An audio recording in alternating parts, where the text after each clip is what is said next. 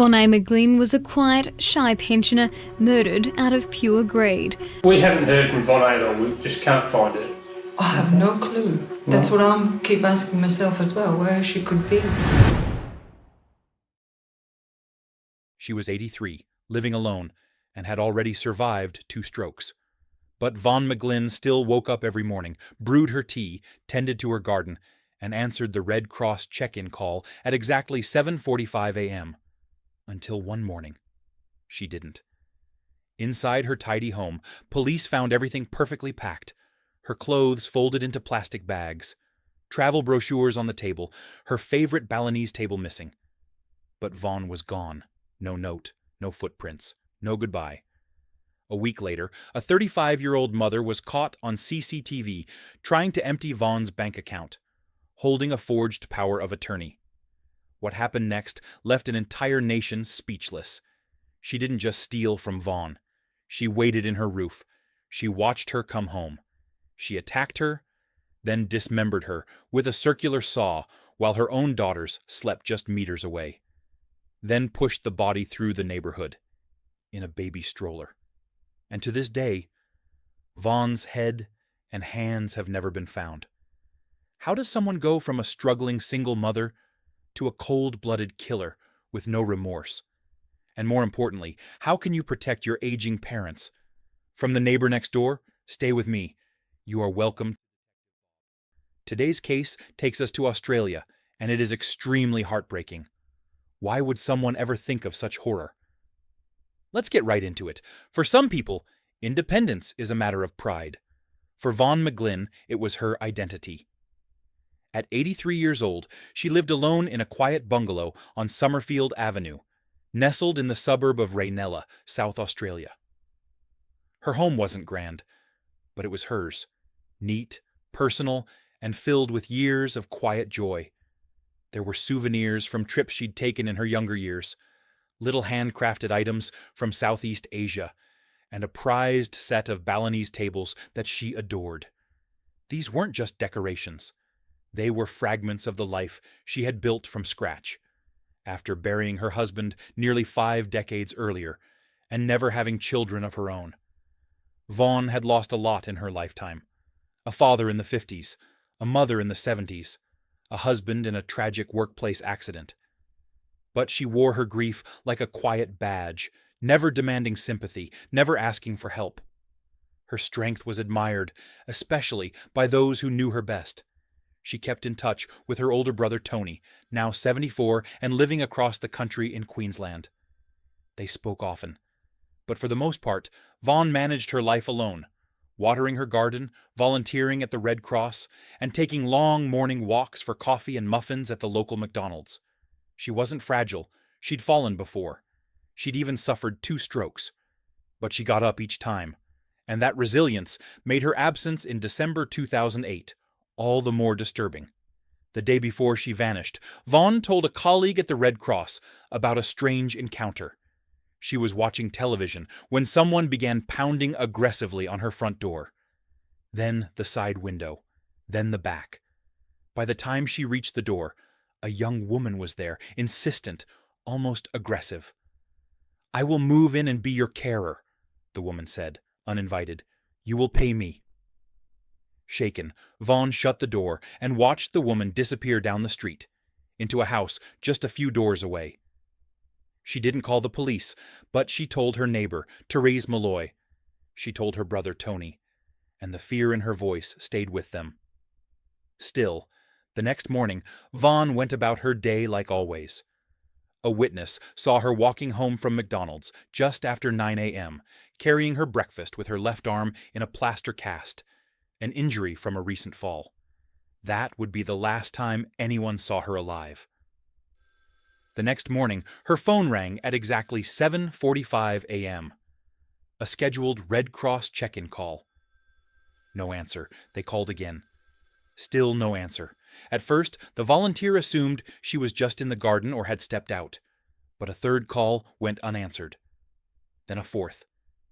That's when concern became alarm. By the time police forced their way into her home, what they found was beyond odd. Everything valuable was gone. Plastic bags lined the walls, packed carefully with Vonne's personal items. Clothes, shoes, toiletries. Travel brochures were laid out neatly on the dining table, as though to suggest she'd gone away. But her reading glasses, the pair she wore daily, were sitting right where she left them. Her fridge was full, her mail untouched, her bed had been slept in. But Vonne was gone. The question on everyone's mind was simple. Why would an elderly woman, one who needed daily medication, one who relied on a check-in service, vanish without telling a soul? Even more baffling, why did her home look like someone had staged her disappearance? Her brother Tony, heartbroken and physically ill with anxiety, told reporters, "You can't just vanish off the face of the earth. Not someone like my sister." And he was right. But the true horror of what happened to Vonne Mcglyn had barely begun to unfold. Long before the media knew her name, long before the courtroom saw her face, the neighborhood knew exactly who they'd seen knocking on Vonne Mcglyn's door. She had a thick foreign accent, blonde hair tied back, slim build, bold eyes, and a strange way of demanding things. Her name? Angelica Gavare. She was 35 years old, a mother of two, a Latvian immigrant who had settled in Christie Downs, just minutes from Vonne's home in Ranella. She didn't have a criminal record that most would know of, but those who had encountered her spoke of odd behavior, paranoia, mood shifts, even desperation.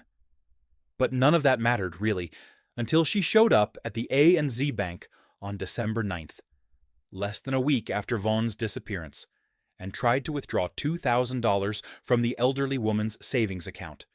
She had a forged power of attorney document, Vonne's card, Vonne's name. But something about her story felt off to the teller. She claimed Vonne had gone on holiday and left her in charge of home renovations. When questioned further, she dodged specifics. The bank stalled. Police were called. By the time Angelica realized her plan was crumbling, she was speaking directly to Senior Constable Robin Ferraro. Calmly, she repeated the story. Vonne was traveling. She had permission. But even Ferraro could feel it. Something was wrong. That same day, detectives showed up at Angelica's home with a search warrant. Inside, they found more than enough to set off every alarm.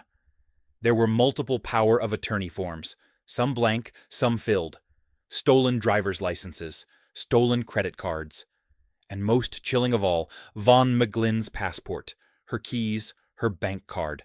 Angelica insisted she had Vonne's permission, that she was just helping, that everything was normal. But detectives weren't buying it. They walked into the shed out back. The smell stopped them in their tracks, thick, sour, unmistakable. Something had died there. But all they found were a few small animal carcasses, and evidence that the bathroom had been under renovation. Detectives didn't have enough to charge her with murder. Not yet. But they had enough to arrest her for fraud. During her interview, Angelica maintained the same robotic story. Vonne had gone on a trip. She was helping with errands. She was doing what Vonne wanted. No emotion, no confusion, no concern for a missing elderly woman. Just stone-faced lies delivered with disturbing calm. Detective Sergeant John Snell Mitch later said, "She was just dead cold. She showed no emotion at all. It was very strange. And still, police had no body, no confirmed crime scene. Just layers of lies, stolen identity, and a missing woman with no reason to disappear." But something about Angelica Gavare didn't sit right. She was too composed, too prepared, too ready with her story. Police quietly handed control of the investigation to the Major Crime Investigation Branch on December 24th. What had started as a search for a missing pensioner was now officially declared a major crime. And from that moment on, every resource was tapped. They brought in cadets. They combed the suburbs. They returned to Mcglyn's home, this time with forensic response officers. They re-examined the shed behind Angelica's home. Still nothing conclusive. Not a drop of blood. Not a shred of clothing.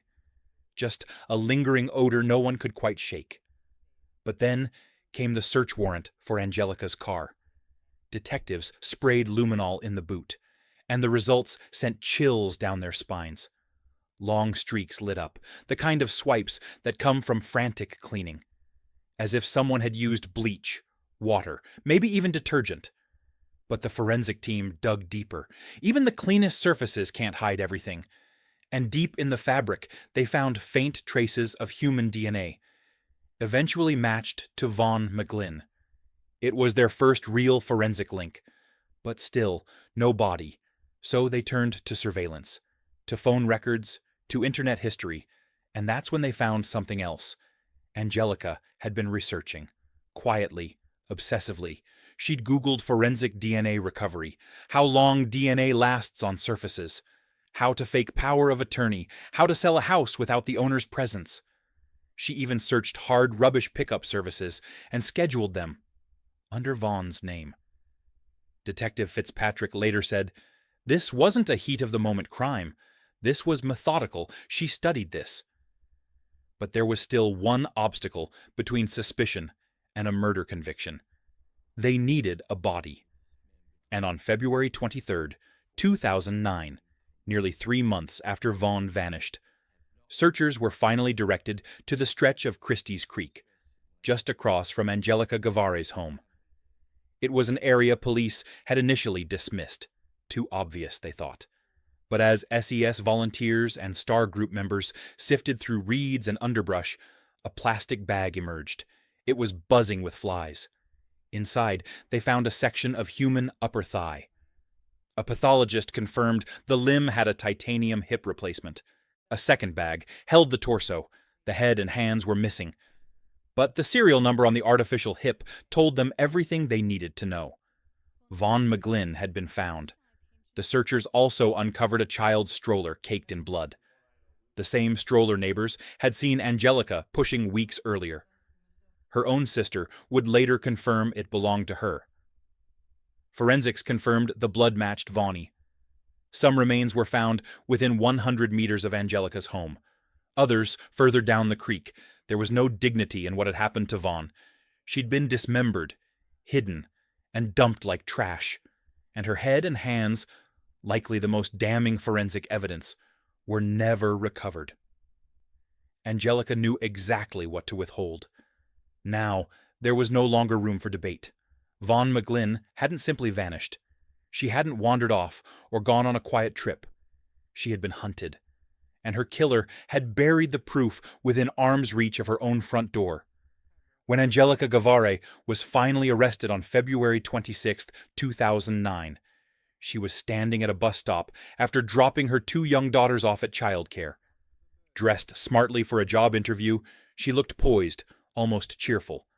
As detectives approached, she didn't run. She didn't cry. She didn't even blink. According to Detective Fitzpatrick, her reaction was stone cold. Absolutely no emotion. In the car ride to the station, she casually asked if she could get a glass of wine. That was the moment investigators knew for certain.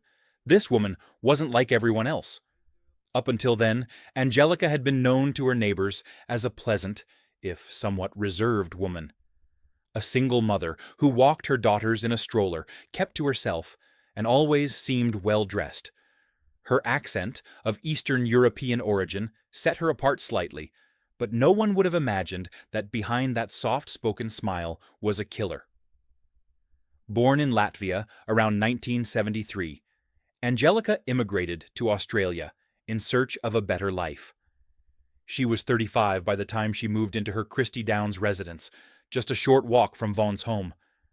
Her life looked ordinary enough from the outside, a clerk by profession, a mother to 2 daughters, and seemingly trying to rebuild. But inside, things were far from stable. Angelica had long struggled financially. She wasn't just in debt, she was desperate. Investigators later uncovered a trail of smaller crimes: identity theft, theft of mail, and fraud that predated Vonne's disappearance. She'd been lifting medical records, driver's licenses, and utility bills from neighbors' mailboxes. She wasn't just stealing names, she was studying people. And Vonne Mcglyn with her quiet routines and solitary lifestyle, was her ideal mark. Angelica had already tested the waters before. She had shown up at Vonne's home weeks earlier, banging on doors and windows, demanding to be hired as a carer. When Vonne cautiously opened the door, still with the chain across, Angelica told her in a thick accent, "I will move in here and be your carer, and you will pay me." This wasn't Angelica's first brush with manipulative behavior either. In 2006, she had falsely accused her ex-boyfriend of assault. He was acquitted, but the episode revealed her capacity for deceit. And yet, as her mother and sister would later testify, she never once expressed guilt. Not then, not after the murder, not even in court. Psychologists later pointed to classic traits of narcissistic personality disorder: manipulation, lack of empathy, inflated self-worth. But even among profiles like hers, few stoop to murder. Fewer still can dismember a body and then tuck their children into bed. Her internet search history showed the darkness wasn't accidental. It was studied. She had researched how to clean up forensic evidence, how to sell a house using power of attorney, and even how long DNA can survive in certain environments. One note found in her house read, "I deeply regret what I've done in the past month, and hope for freedom and being with my children and part of a new life." Not once did she mention Vonne's name. She didn't break down during her interviews. She didn't confess voluntarily. Instead, she laughed at jokes she made in the interview room, smiled at officers.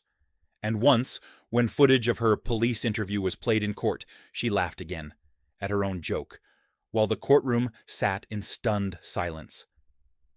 Angelica Guevara wasn't just someone who lost her way. She was someone who believed she could reshape her life using someone else's, even if it meant ending theirs. It wasn't the forensics that truly unraveled Angelica Guevara.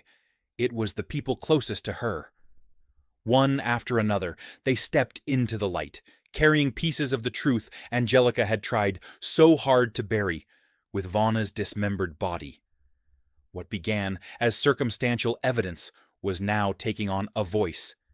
And disturbingly, that voice came from Angelica's own bloodline. Her mother, Inara Dombrovska, had lived only a few houses away from Vonne Mcglynn. It was a proximity that helped Angelica monitor her elderly target. But it was also what led to her undoing. Suspicious of her daughter's shifting behavior after Vonne's disappearance and a visit from detectives, Inara confronted her. What followed was not an argument, but a chilling confession. Angelica admitted to her mother that she had entered Vonne's home through the roof, waited inside, and bludgeoned the elderly woman once she returned from McDonald's. She bragged about wrapping the body, hiding it temporarily in her yard, and eventually taking it to her home to dismember. She spoke of the cleanup, the plastic sheets, the disposal. But what left Inara the most shaken was her daughter's tone, void of guilt, even prideful. When Inara asked how she could do such a thing, Angelica dismissed it coldly and left the house. She had no intention of remorse, only escape. Unknown to Angelica, her mother had recorded the conversation. That recording would later become a core pillar of the prosecution's case. But it wasn't the only confession. Inside prison, Angelica reportedly opened up to another inmate. According to the inmate's chilling testimony, Angelica had not only admitted to the murder, but described the process of killing, dismembering, and disposing of Vonne Mcglyn's body in disturbing detail. She allegedly found it erotic, said she always got what she wanted, laughed about how people underestimated her. Amanda also claimed Angelica sent instructions through a third party to dispose of the remaining body parts, Vonne's head and hands, which were never recovered. It was the kind of detail a fabricator wouldn't dare include. Too dark, too precise, too easy to trace. But for Angelica, there was no filter, only the thrill of control. Her sister, Agnes Dombrovska, was next. Called to the stand, Agnes recalled how Angelica laughed when asked directly if she had something to do with Vonne's disappearance. She thought it was a joke, until her sister's obsession with DNA, bleach, and plastic wrap became too blatant to ignore. At one point, Agnes remembered Angelica saying, "DNA can't go through plastic," a statement she now understood differently. Even Angelica's ex-boyfriend, Giuseppe "Giappi" Daniele, came forward. She had initially tried to blame him, claiming he accidentally hit Vonne with a car and coerced her into hiding the body. But Giuseppe wasn't just calm. He was thorough. He had alibis, phone records, timeline proof, and he denied having anything to do with Vonne's death. Under oath, he described Angelica as manipulative, dishonest, and increasingly erratic in the weeks surrounding the murder. The courtroom listened as layers peeled away. It wasn't just that Angelica had committed a horrific crime. It was that she had done it with such detachment. She lied to everyone, and when the lies failed, she spun new ones. She turned on her own family. And yet, in return, her family chose the truth. None of them were perfect witnesses, but none of them hesitated either. They were the ones who made sure Vonne Mcglyn's story didn't stay buried with the bones they couldn't find. Because sometimes justice doesn't just come from evidence. It comes from the ones who choose to stop protecting a monster. By the time Angelica Guevara stood trial in 2011, nearly 3 years had passed since Vonne Mcglyn's dismembered remains were found floating in plastic bags near Christie's Creek. But for her family and the community, time had not softened the horror. It had only widened the questions. And the trial was their last hope for answers, and for accountability that fit the crime. Angelica pleaded not guilty. She denied killing Vonne, instead claiming her ex-boyfriend, Giuseppe Daniele, had accidentally run over the pensioner and forced her into covering it up. But her claim was swiftly dismantled. Giuseppe had a rock-solid alibi, confirmed by multiple witnesses. He had not been in contact with Angelica during the time of the murder. His timeline didn't match. His story didn't shift.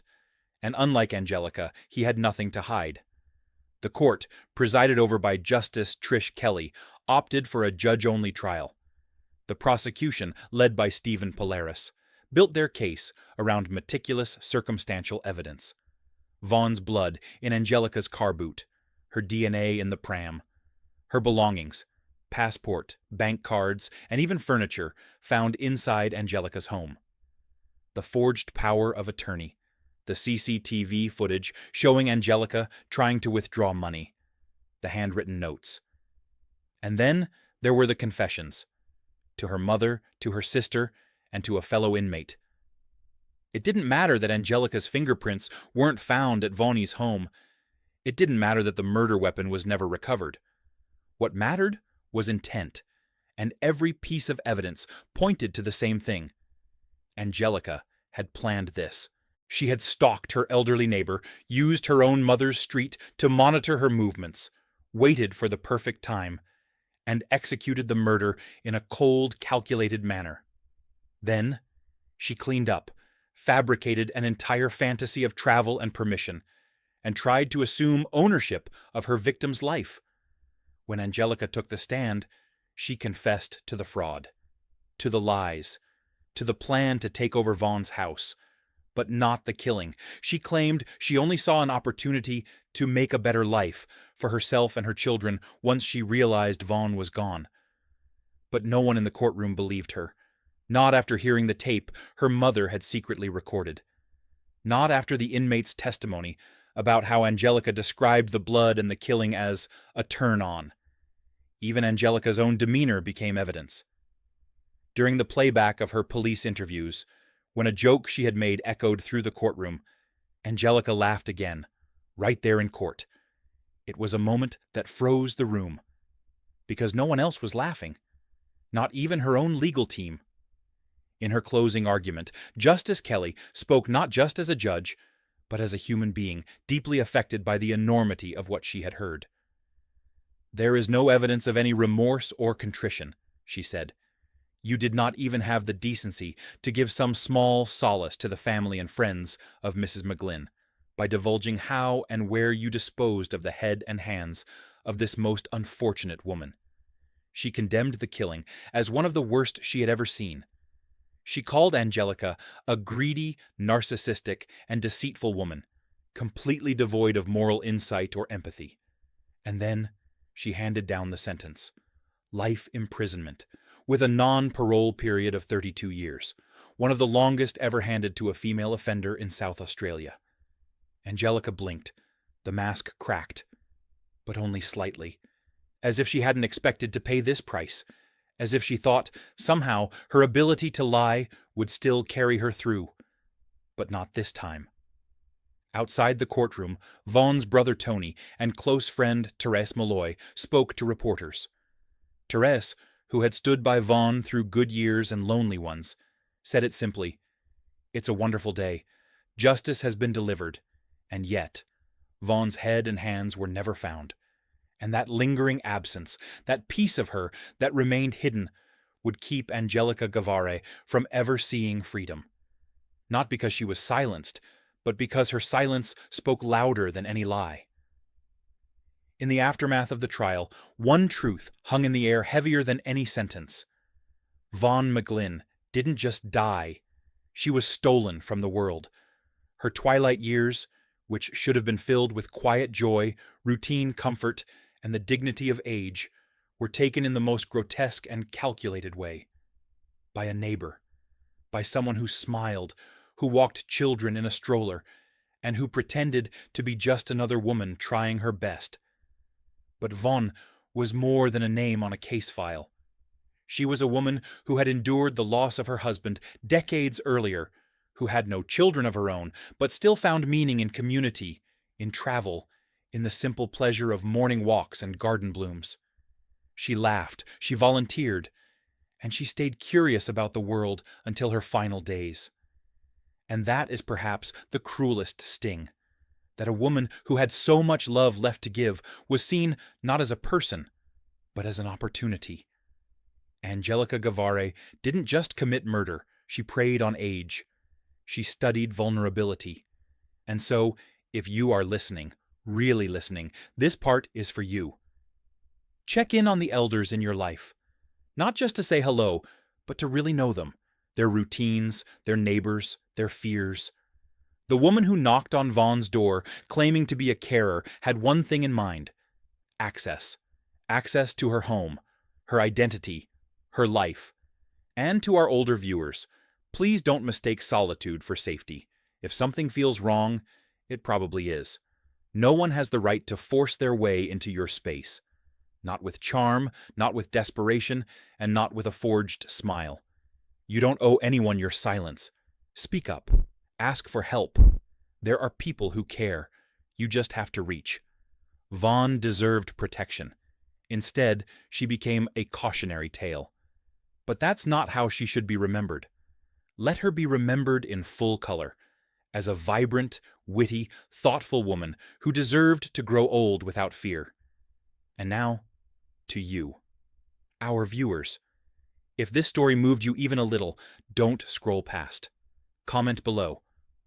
What lessons are we missing as a society? What would you tell your own mother or grandmother after hearing this? And if you believe stories like Vonne's deserve to be told, that truth deserves a voice, and justice must never be forgotten, subscribe to this channel, where we don't just report what happened. We remember who it happened to, because every name we say here was once a life someone loved.